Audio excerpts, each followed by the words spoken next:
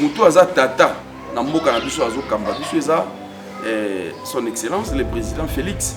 Alors ceux qui yo ovandi lokola mwana obie akufa na ye kaka asa non, ça c'est une malédiction sur toi. Même la Bible dit celui qui maudira son père sera puni de mort. À se retirer dans Moussala Nzambe, à reconnaître que c'est ça. Moi, Nzambe bongo papa. Église, en réalité, ils ont un problème. Ça, c'est sûr. Attends, le baki, les Kambouizate. Mais pour la neigne ma Kambouizo Kende,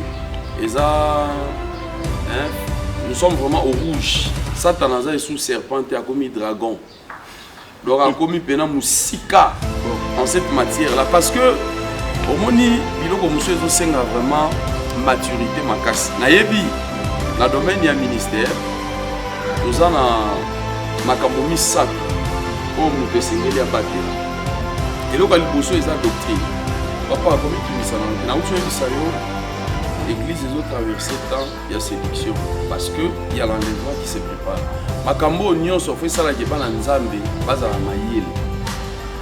Tant on a zolo bela likambo ya séduction, c'est-à-dire mutu azwi yo abimisi yo na nzela amemi yo na ngambo mosusu. En tout cas, bato balandanga na Salem TV, il y a des enseignements comme ça sur la séduction, awa toujours la ngonga. Alors mutu abimisi yo na nzela akena yo libanda a écarté yo akena yo na nzela mosusu. C'est ce qu'on appelle la séduction.